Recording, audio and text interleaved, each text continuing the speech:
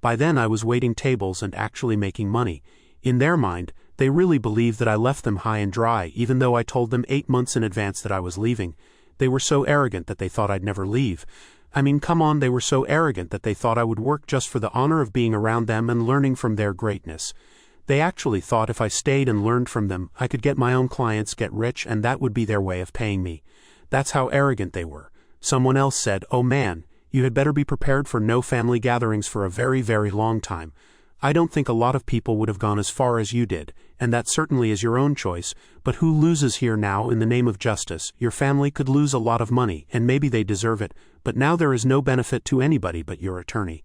As far as I can deduce from the situation, you are one emotionally rock-solid human being, perhaps a little too rocky. Up replied, "They were making me unhireable, so filing the lawsuit was something I had to do to clear my name. The 4 big companies that I got interviews with all said the same thing, that they wouldn't hire me because it looked as though I lied into my resume, and also the harassment thing scared other companies away. I'm not suing my whole family, just my brother and his 2 partners. They have a lot of money but will probably wind up broke after this. My parents don't depend on my brother for money at all.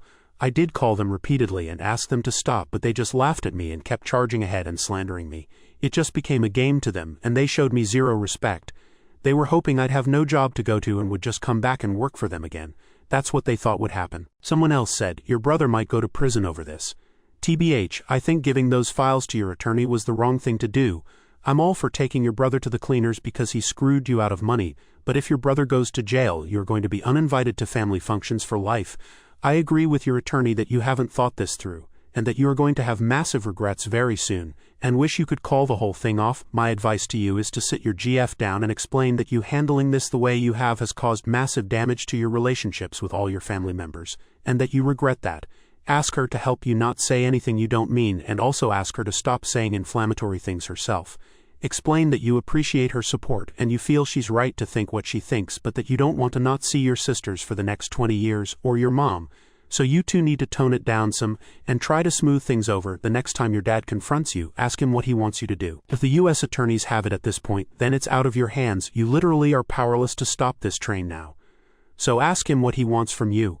The answer might be interesting." Op replied, "Just from talking with my attorney, he thinks at worst the banks they used to work for may sue them for violating their non-compete contracts because they weren't supposed to contact those clients for 1 year. But banks don't usually sue after this long, especially because they were only able to steal about 5% of the clients on the lists. In our state, I guess it's a little harder to enforce those contracts.